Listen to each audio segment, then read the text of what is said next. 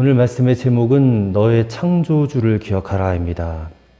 오늘 2020년 송년주일입니다. 마지막 주일이죠. 저는 전도서의 마지막 장을 오늘 본문으로 택했습니다. 왜냐하면 이 전도서의 저자가 솔로몬인 건 여러분 다 아시죠? 이 솔로몬이 전도서를 끝맺으면서 내린 결론의 말씀이 올해 2020년 우리 송년주일을 맞은 우리에게 너무나도 중요한 핵심을 일러준다라고 깨달았기 때문입니다. 전도자는 이렇게 말합니다. 기억해라. 기억해라. 1절과 또 7절에 걸쳐서 두 번이나 반복하여서 기억하라라고 그렇게 우리에게 말씀하고 있습니다. 인간은 기억한 것의 절반을 1시간 내에 잊어버린대요.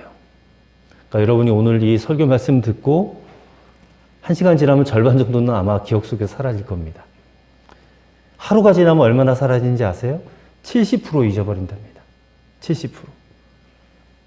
그리고 한 달이 지나면 오늘 있었던 일 대략 80% 이상 잊어버린답니다. 그러니까 우리 인간의 기억력이 정말 형편이 없지요. 그러나 한 달이 지나도 잊어버리지 않고 남아있는 기억 가운데 이게 별로 기억할 필요도 없는 일들은 한 20% 정도 남아있다는 거예요. 기억하지 않으면 좋았을 것들이 우리의 생각과 의지와 다르게 계속 우리의 기억 속에 남아있는 것입니다.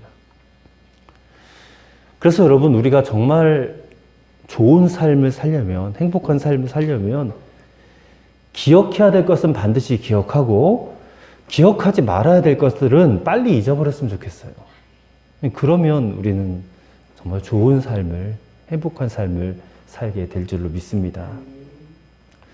자, 오늘 본문 말씀은 우리가 반드시 평생토록 기억하고 살아야 될 것들, 그 핵심이 뭐냐? 너의 창조주를 잊지 말고 꼭 기억하라. 그렇게 권면하고 있습니다. 왜냐하면 우리 인생의 겨울이 닥치기 전에 하나님을 기억하라, 그 말씀이거든요.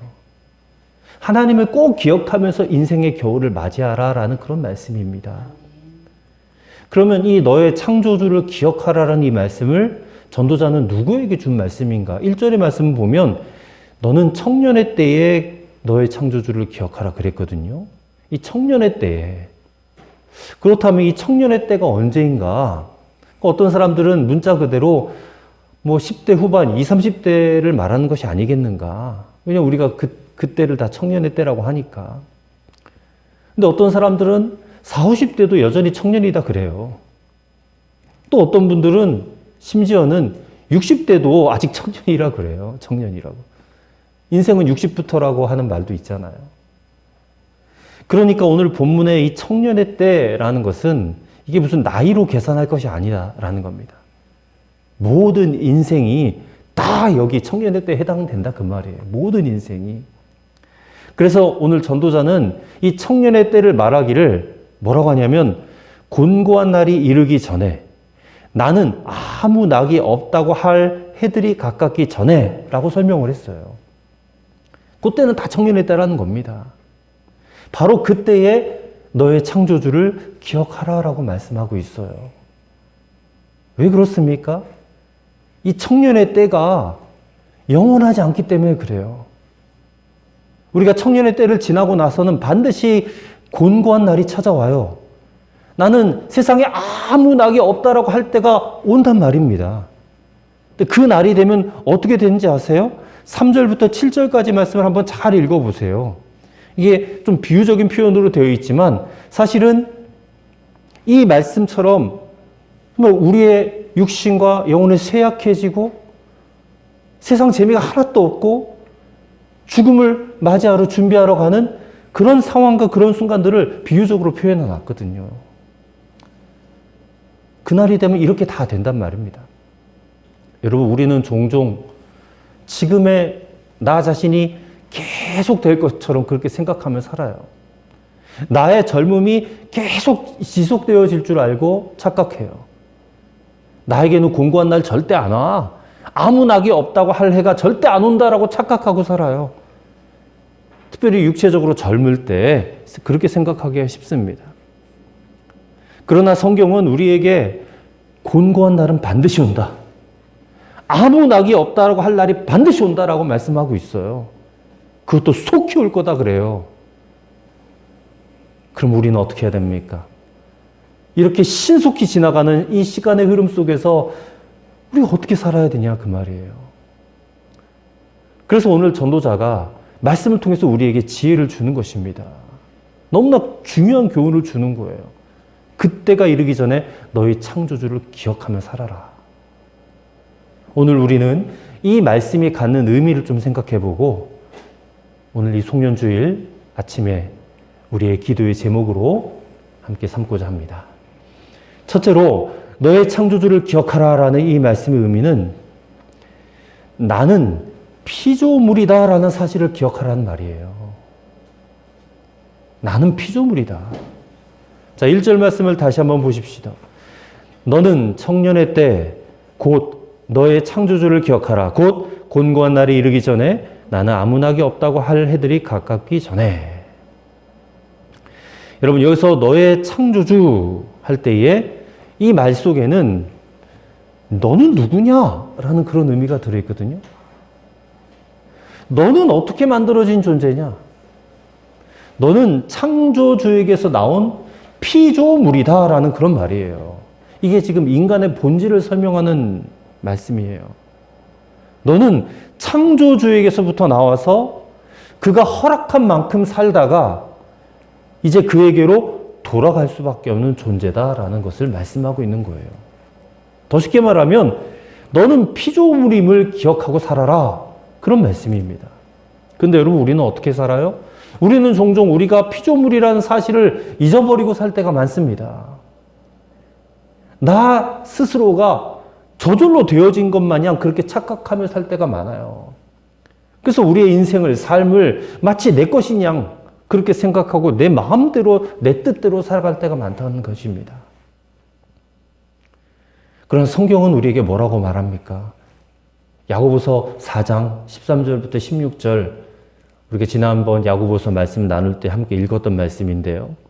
들어보십시오. 들으라 너희 중에 말하기를 오늘이나 내일이나 우리가 아무 도시에 가서 거기서 1년을 유하며 장사하며 일을 보리라 하는 자들아 내일 일을 너희가 알지 못하는도다. 너희 생명이 무엇이뇨? 너희는 잠깐 보이다가 없어지는 안개니라. 너희가 도리어 말하기를 주의 뜻이면 우리가 살기도 하고 이것저것을 하리라 할 것이거늘 이제 너희가 허탄한 자랑을 자랑하니 이러한 자랑은 다 악한 것이라 했어요. 내가 하나님 없이 내 마음대로 뭘 할 수 있을 것이라고 생각하는 것 자체가 그게 악이다라는 겁니다. 우리는 그런 인생의 주인이 아니라 그 말이에요. 내일 일을 알지 못해요. 그런 연약한 인생일 수밖에 없는 자들이라는 겁니다. 그래서 표현이 뭐예요? 잠깐 보이다가 없어지는 안개래요, 우리 인생이. 아침에 새벽에 일어나면 안개가 자욱히 껴지잖아요? 근데 몇 시간만 지나면 안개 싹 걷어져 없어져 버리거든요. 그게 우리의 인생과 같다, 그 말입니다. 그럼 여러분, 우리는 어떻게 살아야 돼요? 그 사실을 깨닫고 겸손하게 살아야 됩니다. 언제나 나는 피조물임을 인식하고 또 하나님의 뜻이라면 이것 저것을 내가 분명히 하리라. 그런 겸손한 자세로 살아야 한다는 말입니다. 이것이 우리의 창조주를 기억하는 삶입니다. 다윗은 시편 39편 4절에서 이런 말씀을 남겼습니다. 여호와여 나의 종말과 연한이 언제까지인지 알게 하사 내가 나의 연약함을 알게 하소서. 다윗이 이 시편에서 세 가지를 늘 기억하며 살게 해달라고 기도했어요. 하나는 나에게도 종말이 있다라는 사실을 알게 해달라. 또 하나는 그런 종말이 얼마나 나에게 빨리 온다는 것을 알게 해달라. 그리고 마지막으로는 나로 그런 나의 연약함을 알게 해달라. 그렇게 기도했어요. 그렇기 때문에 다윗은 교만하지 않을 수 있었고 또 평생 하나님 마음에 합한 그런 인생을 살 수 있었다라고 믿습니다. 여러분 오늘 송년주의를 맞은 저와 여러분들도 다윗과 같은 이런 기도가 있었으면 좋겠습니다. 여호와여, 나의 종말과 연한이 언제까지인지 알게 하사 내가 나의 연약함을 알게 하여 주옵소서. 이렇게 기도하고 또 이렇게 우리의 남은 인생을 살아가는 그런 저와 여러분이 될 때에 그것이 우리 창조주를 기억하는 삶인 줄로 믿습니다.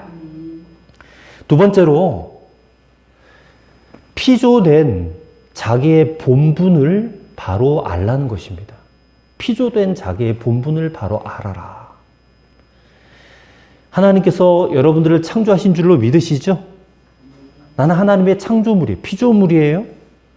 그럼 나를 창조하셨을 때는 아무 의미 없이 창조하시진 않으셨을 거란 말이에요. 분명히 내가 만들어진 목적이 있을 거란 말입니다. 그게 바로 우리 자신을 향하신 하나님의 뜻입니다. 그것이 오늘 성경에는 뭐라고 표현되어 있냐면 본분이라고 표현이 되었어요. 본분.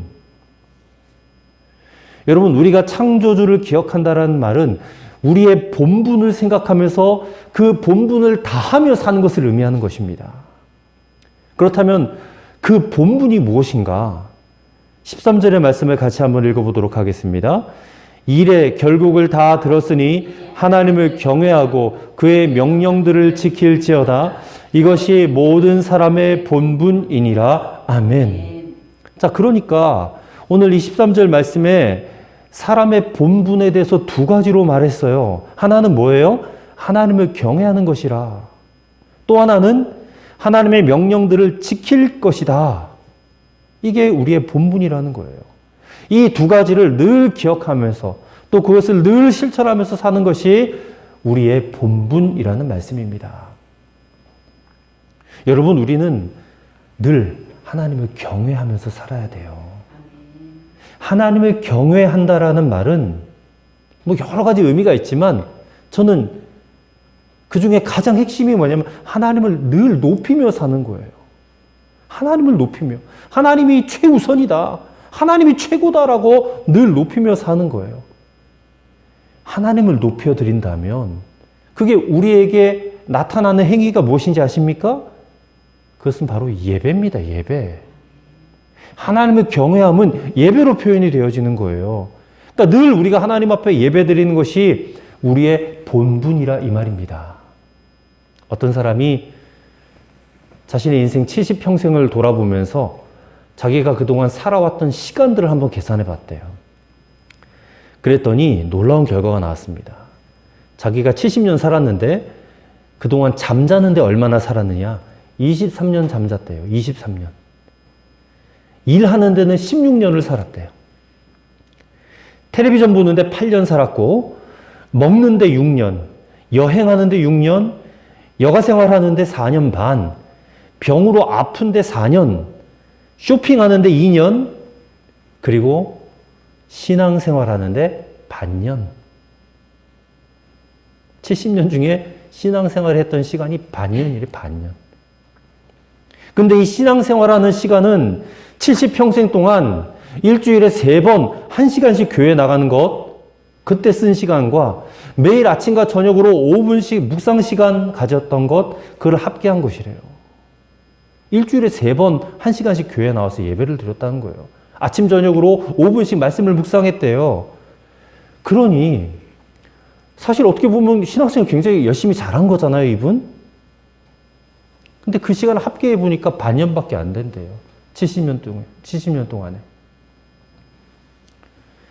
그러니까 여러분과 저가 하나님을 위해서 시간을 쓴다 해도 얼마나 적은 시간을 쓰고 있는지를 알 수 있어요.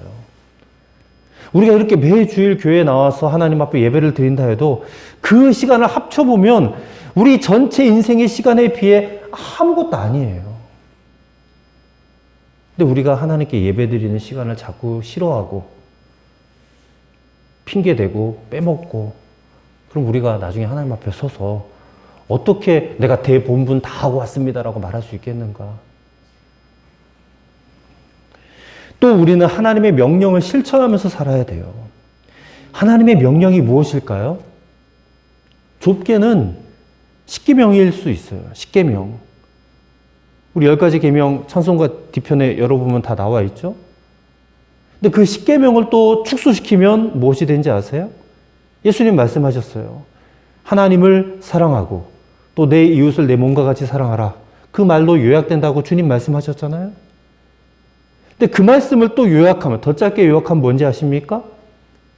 서로 사랑하랍니다. 서로 사랑하라. 서로 사랑하는 것이 하나님 명령을 실천하는 거예요. 또 예수님이 승천하시기 전에 제자들에게 주신 지상 명령이 있죠? 그것이 무엇입니까? 너희는 가서 모든 족속으로 제자를 삼아 아버지와 아들과 성령의 이름으로 세례를 주고 내가 분부한 것을 다 지켜 행하게 하라. 전도하라는 말씀이잖아요. 김중곤 목사님이, CCC 창시자였던 김중곤 목사님이 성경의 모든 하나님의 명령을 두 단어로 요약하면 첫째는 사랑하라, 둘째는 전도하라래요. 사랑하라, 전도하라, 이 두 가지만 잘 실천하며 살면 우리는 하나님의 명령을 실천하면서 사는 것이라. 저도 그 말씀에 동의합니다. 이 명령들을 지키는 것이 우리 인생의 본분이라. 첫째는 사랑하라, 둘째는 전도하라. 이게 우리가 이 땅을 사는 목적이에요. 우리가 구원받은 목적이고 살아가는 삶의 목적이에요. 사랑하고 전도하는 거. 너의 창조주를 기억하라. 13절의 말씀을 다시 한번 보십시다.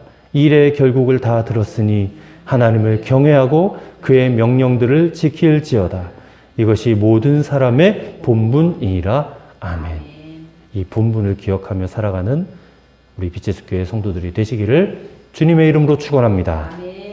끝으로 창조주의 마지막 심판을 기억하면서 살라라는 말씀입니다. 마지막 심판을 기억하며 살라. 자, 14절의 말씀도 같이 한번 읽겠습니다. 하나님은 모든 행위와 모든 은밀한 일을 선악간에 심판하시리라. 아멘. 자, 전도서 11장 9절 말씀도 한번 보실래요? 바로 앞장에 있는 11장 9절 말씀도 같이 한번 읽겠습니다. 청년이여 내 어린 때를 즐거워하며 내 청년의 날들을 마음에 기뻐하여 마음에 원하는 길들과 내 눈이 보는 대로 행하라. 그러나 하나님이 이 모든 일로 말미암아 너를 심판하실 줄 알라. 아멘. 하나님께서 우리에게 귀중한 청년의 때를 주셨어요. 아직도 우리에게는 즐거움이 있습니다. 내 마음이 원하는 것, 내 눈에 좋아 보이는 것들이 많이 있습니다. 그러니까 이런 것들이 아직 있다는 게 아직 우리가 젊다는 거예요. 하나님께서 이런 것들을 우리에게 선물로 주셨어요. 그러니까 마음껏 누리고 살아도 된다 그 말입니다.